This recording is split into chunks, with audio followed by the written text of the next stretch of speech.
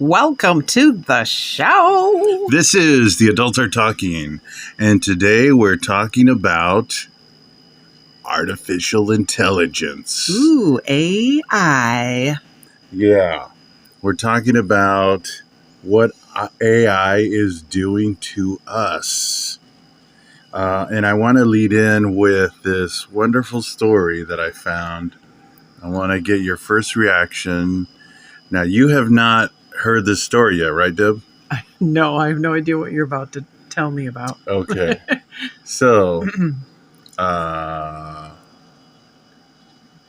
did I have it? Oh, from the Daily Mail. The Daily Mail. Paul Davis, 43, was scammed out of £200 after falling for an AI-generated Jennifer Aniston,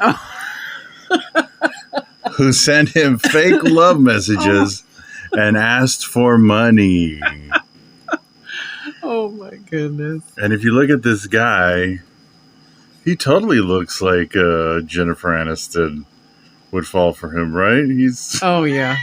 He's Imagine Jeremy Reiner? Is that his name? Oh yeah, Hawkeye. Imagine him, like, not Hollywooded up, just kind of a scary, normal-looking guy. That's what he looks like. Him crossed with that guy from Full Metal Jacket. Oh, Pyle. Go.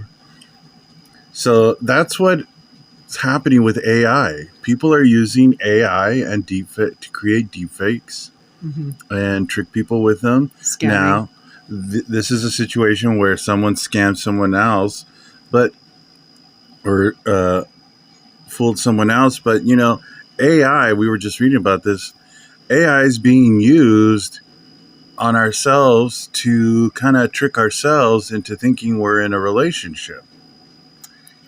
Yeah. There's a feature on a lot of these AI programs where you can talk with it and it'll talk back like if it's your girlfriend or boyfriend.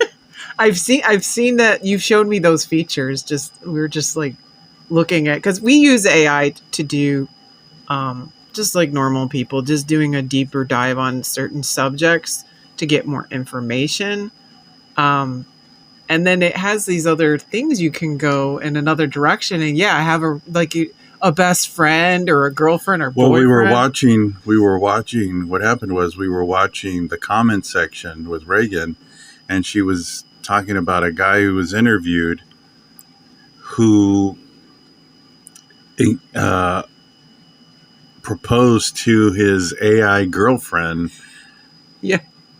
And so we're seeing to what level people are taking this AI relationships. And what's really weird about this guy is he already has a live girlfriend that he has a child with. So it's not like he was lonely and needed a relation, who didn't have any relationships at all. He's in a relationship. Yeah.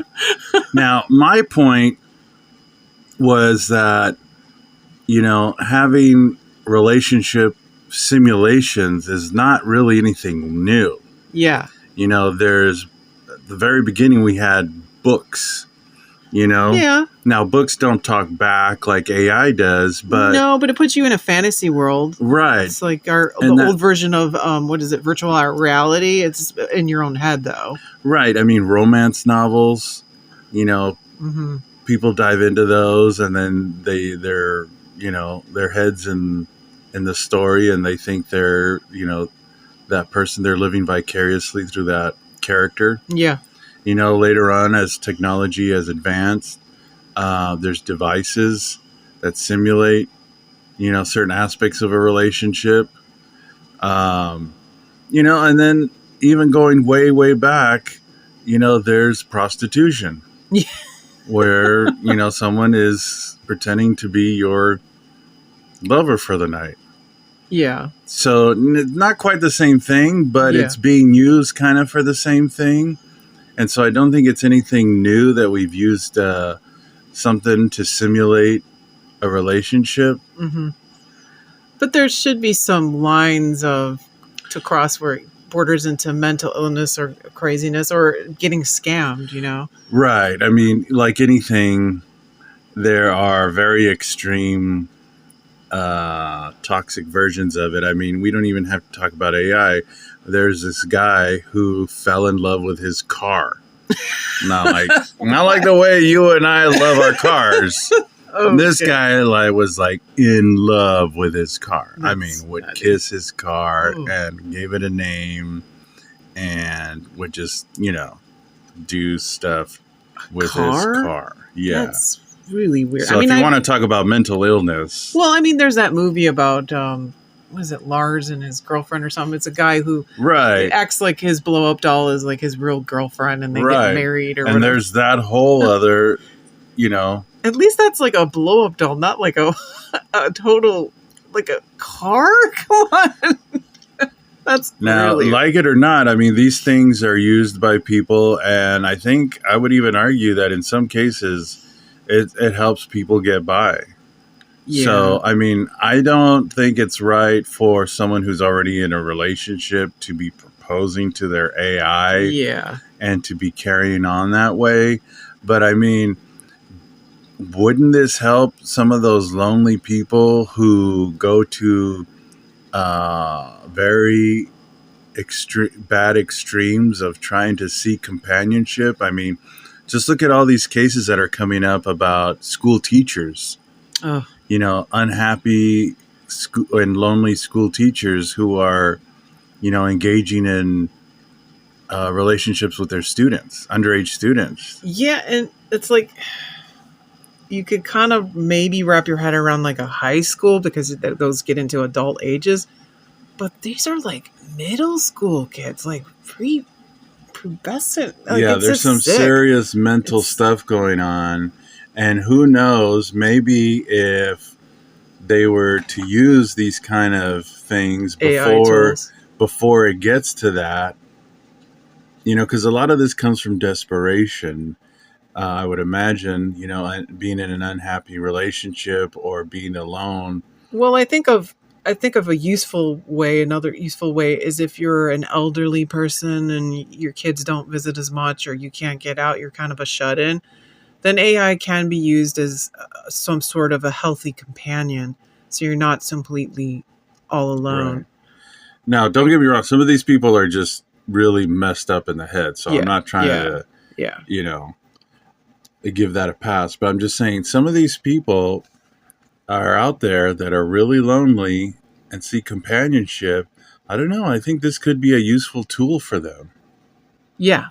I mean, I'm for promoting AI because it does really help get information quickly. It can get mundane tasks done, and it's a time saver.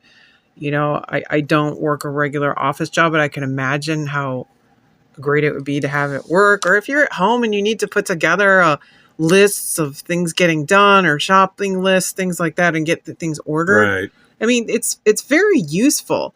But when you get to the point of like companionship or love, when you get to lovers, it's like, whoa. There's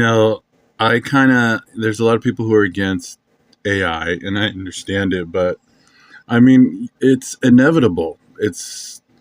Technology is going to evolve. I mean, the way I see it is kind of like when the electronic calculator was invented.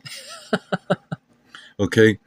Yeah, it did make us dumber in that now we don't know all these complex, how to do these equations in our head by memory, and we rely on the calculator. And yeah, studies are coming out where AI is making us dumber in some areas because it's doing all this other work for us.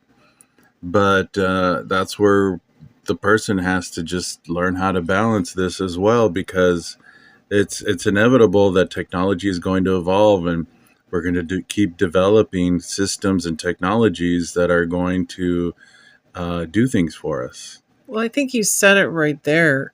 It's a balance. It's a delicate balance. You need to have interaction with people, and you need to learn social skills. At the same time, as technology improves, you need tools to help with that. And those tools help you to do more things that are Right. technical. Right. Like with anything else, it has its pros and cons. I mean, Yeah. just look at, we were just watching this other video where they're coming out with a new tank where they're using AI to man the tank. So you probably only need one person or none inside the tank, and not have it filled with all these guys. And so, in that regards, it's helping us save lives. Yeah.